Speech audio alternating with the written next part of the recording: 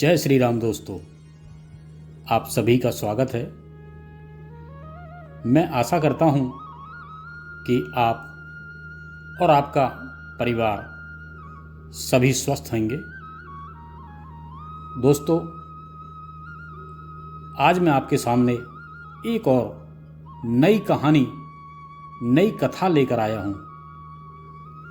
हमारे सनातन धर्म में, हमारे ग्रंथों में जो कथाएं हैं एकदम बिल्कुल सत्य हैं। अगर हम इनको ध्यानपूर्वक सुनें और बच्चों को सुनाएं। दोस्तों, आज जो हमारी कथा है वो ये है कि कमल के फूल पर क्यों बैठती हैं माता लक्ष्मी।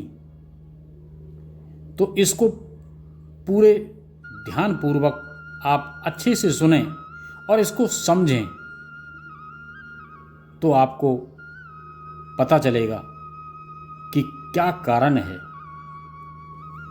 तो आइए अब हम इसको शुरू करते हैं। और दोस्तों, जो भी मैं आपको ये कहानियाँ सुनाता हूँ, जो भी ये कथाएं अपने सनातन धर्म की, ग्रंथों की, आप इनको अपने बच्चों को ज़रूर सुनाएं, जिससे कि उनके जीवन में भी इनको सुनने का लाभ प्राप्त हो। तो आइए शुरू करते हैं। महालक्ष्मी के चित्रों और प्रतिमाओं में उन्हें कमल के पुष्प पर विराजित दर्शाया गया है। इसके पीछे धार्मिक कारण तो हैं ही, साथ ही कमल के फूल पर विराजित लक्ष्मी जीवन प्रबंध का महत्वपूर्ण संदेश भी देती हैं। महालक्ष्मी धन की देवी हैं। आप सभी जानते हैं, महालक्ष्मी धन की देवी हैं। धन के संबंध में कहा जाता है कि इसका नशा सबसे अधिक दुष्प्रभाव देने वाला होता है। धन मोह माया में डालने वाला है, और जब धन किसी व्यक्ति पर हावी हो जाता है तो अधिकांश परिस्थितियों में वह व्यक्ति बुराई के रास्ते पर चल देता है। इसके जाल में फंसने वाले व्यक्ति का पतन होना निश्चित है।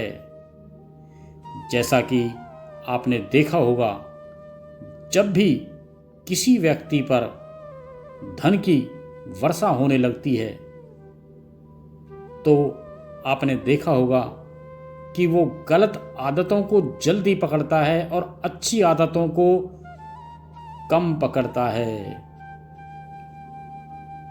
वो नशा करना सीखता है, वो उल्टे सीधे कामों में जाना शुरू कर देता है, वो डांस बार में जाना शुरू कर देता है। दोस्तों, अगर ये धन बढ़ भी जाए हमारे पर, तो कोशिश करो कि दान करो, पुण्य करो, लोगों का भला करो। वही कमल का फूल अपनी सुंदरता, निर्मलता और गुणों के लिए जाना जाता है। कमल कीचड़ में ही खिलता है।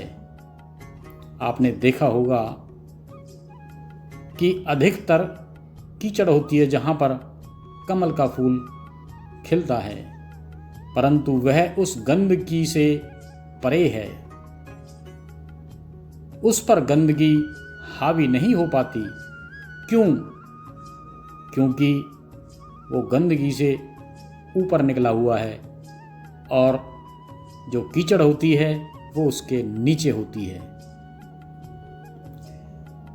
जैसे कि आपने कई बार देखा होगा, जहाँ पर आप रहते हैं, अगर वहाँ पर कोई ऐसा आदमी हो जो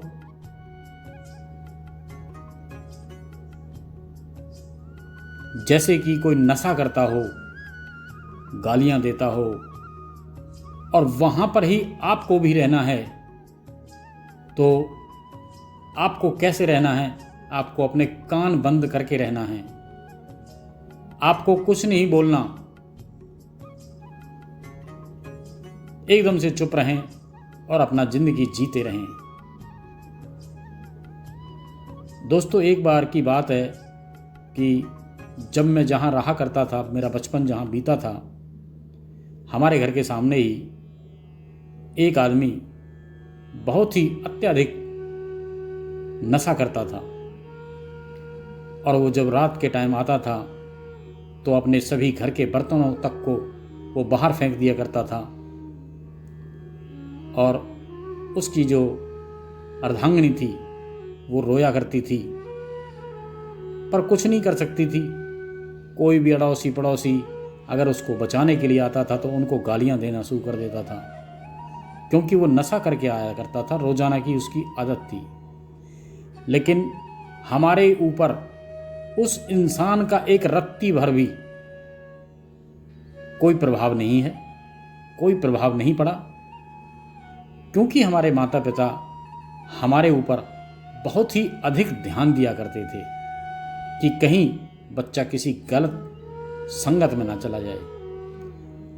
हर रोजाना अपडेट रहते थे कि 10 मिनट अगर किसी काम में लगते हैं और किसी काम को करने के लिए गया है तो 15 मिनट में अगर आया है, 20 मिनट में अगर आया है तो इतना समय कहाँ लगा।